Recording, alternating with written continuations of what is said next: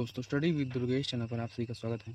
दोस्तों चलिए हम आज जीके पढ़ते हैं। पहला है दोस्तों नर्मदा नदी के बारे में जानते हैं। नर्मदा नदी ये प्रायद्वीपीय क्षेत्र की पश्चिम की ओर बहने वाली सबसे बड़ी नदी है, जो उत्तर में विंध्य पर्वतमाला और दक्षिण में सतपुड़ा पर्वतमाला के बीच एक भ्रंश घाटी के माध्यम से होकर प्रवाहित होती है। यह मध्य प्रदेश के में अमरकंटक के निकट महाकाल पर्वत श्रृंखला से निकलती है।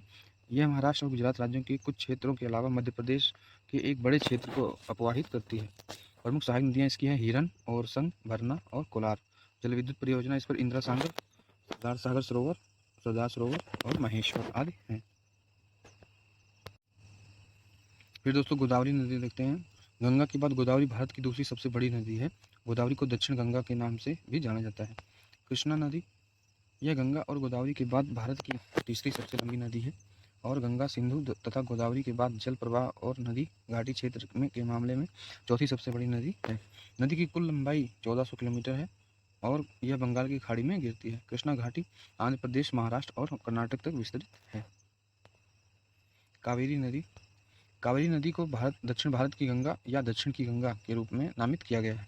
कावेरी नदी कर्नाटक के कोडागु कुर्ग जिले के चेरांगला गांव के पास ब्रह्मगिरी पर्वत श्रृंखला पर तल कावेरी में 1341 मीटर की ऊंचाई से निकलती है। दोस्तों अवसादी चट्टानें के बारे में समझते हैं। अवसादी चट्टानें समय के साथ तलछट यानी अवसाद के संचय और समेकन से बनती हैं। उनमें अक्सर पौधों, पशुओं और अतीत में रहने वाले अन्य सूक्ष्म जीवों के जीवाश्म होते हैं। यानी कि आप समझ सकते हैं कि अवसादी चट्टानें जो होती हैं उनमें पशुओं के अवसाद हो सकते हैं, जीवाश्म होते हैं सूक्ष्म जीवों के। जीवाश्म आमतौर पर अवसादी चट्टानों में पाए जाते हैं क्योंकि ये चट्टानें प्राचीन जीवन रूपों के अवशेषों या निशानों को संरक्षित करती हैं। पृथ्वी की सतह पर लावा के ठंडा होने से बहिर्भेदी आग्नेय चट्टानें बनती हैं और जबकि उनमें कभी कभी आसपास की अवसादी चट्टानों से संरक्षित जीवाश्म हो सकते हैं, यह कम आम है। रूपांतरित चट्टानें उच्च ताप और दाब के तहत मौजूदा चट्टानों के परिवर्तन के माध्यम से बनती हैं और उनमें आमतौर पर जीवाश्म नहीं होते। अंतर्वेदीय आग्नेय चट्टानें पृथ्वी की सतह के नीचे मैग्मा के ठंडा होने से बनती हैं और आमतौर पर इनमें जीवाश्म भी नहीं होते हैं। बहिर्भेदी आग्नेय चट्टानें लावा से बनती हैं जो पृथ्वी की सतह पर ठंडा और जम जाती हैं। यह लावा आमतौर पर ज्वालामुखियों या दरारों से निकलता है और फिर ठंडी वायु या जल के संपर्क में आते ही तेजी से ठंडा हो जाता है। बहिर्भेदी आग्नेय चट्टानों के उदाहरणों में बेसाल्ट, एंडेसाइट, रियोलाइट शामिल है। अवसादी चट्टानों के विपरीत बहिर्भेदी आग्नेय चट्टानें पौधों, पशुओं या सूक्ष्मजीवों की जीवाश्मों को संरक्षित करने के लिए नहीं जानी जाती हैं। जीवाश्म मुख्य रूप से अवसादी चट्टानों में पाए जाते हैं क्योंकि अवसादन और समेकन की प्रक्रिया प्राचीन जीवन रूपों के अवशेषों या निशानों को बचाने और संरक्षित करने में मदद करती है। हालांकि यह ध्यान देने योग्य है कि कुछ मामलों में बहिर्भेदी आग्नेय चट्टानें जीवाश्मों को संरक्षित कर सकती हैं जो एक विस्फोट के दौरान पकड़े गए या उनके भीतर फंस गए थे, यदि वे निकट थे या जीवाश्म युक्त अवसादी चट्टानों के संपर्क में थे। यह अपेक्षाकृत दुर्लभ है और अधिकांश जीवाश्म अवसादी चट्टानों में पाए जाते हैं।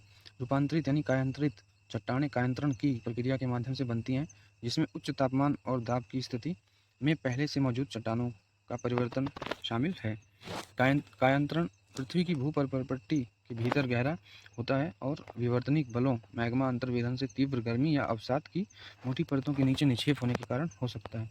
कायांतरित चट्टानें खनिज संरचना, बनावट और संरचना में परिवर्तन से गुजरते हैं, लेकिन उनमें आमतौर पर जीवाश्म नहीं होते हैं।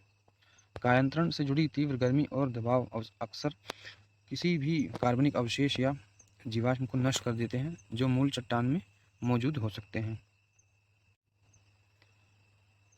कायांतरण के दौरान खनिजों का पुनर्संरचना और पुनर्क्रमण किसी भी जीवाश्म साक्ष्य सहित मूल संरचनाओं को मिटा देता है। अंतर्वेदी आग्नेय चट्टानें, जिन्हें प्लूटोनिक चट्टानों के रूप में भी जाना जाता है, पृथ्वी की सतह के नीचे गहरे मैग्मा के ठंडे होने के और निक्षेप से बनती हैं।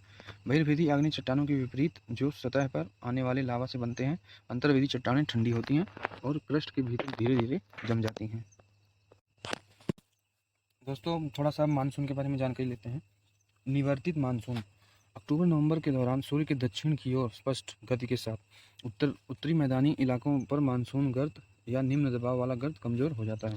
यह धीरे धीरे उच्च दबाव प्रणाली द्वारा प्रतिस्थापित किया जाता है।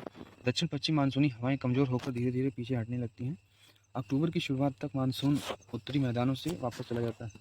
अक्टूबर नवंबर के महीने में गर्म वर्षा के मौसम से शुष्क सर्दियों की स्थिति में संक्रमण की अवधि बनाते हैं। लौटते हुए मानसून को साफ आसमान और तापमान में वृद्धि द्वारा चिन्हित किया जाता है। जब दिन दिन का तापमान अधिक होता है, रातें ठंडी और सुखद होती हैं। दोस्तों आप इसमें देख सकते हैं लौटता हुआ मानसून कैसे लौट रहा है। आप इधर से देख सकते हैं बंगाल की खाड़ी से इधर ये गुजरता है, इधर तमिलनाडु में होता है, तमिलनाडु में वर्षा करता है। इस प्रकार अक्टूबर नवंबर के महीने लौटते हुए मानसून संक्रमण के मौसम से संबंधित हैं। और यहाँ से देखिए ऐसे वापस हो रहा है।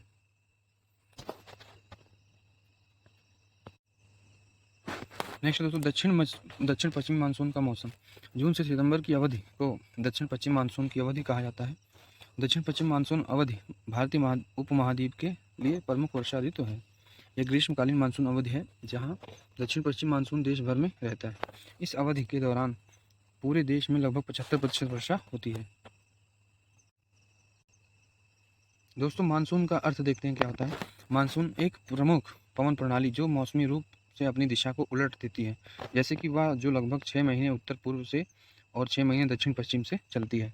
मानसून का प्राथमिक कारण भूमि और समुद्र पर अलग अलग वार्मिक प्रवृत्तियों में निहित है, हालांकि अन्य कारक शामिल हो सकते हैं। भारत में 2 मानसून या वर्षा ऋतु होते हैं। भारत में ग्रीष्मकालीन मानसून का मौसम, जिसे दक्षिण पश्चिम मानसून के रूप में जाना जाता है, जून से सितंबर तक रहता है और जो पूरे भारत को प्रभावित करता है लगभग। फिर उत्तर पूर्व या शीतकालीन मानसून अक्टूबर से दिसंबर तक दक्षिण पूर्व भारत में मौसमी वर्षा लाता है। तो दोस्तों यार हमारा वीडियो कैसा लगा जरूर बताएं। वीडियो को लाइक करें, चैनल को सब्सक्राइब करें, कमेंट करें, शेयर करें। जय हिंद, जय भारत, धन्यवाद।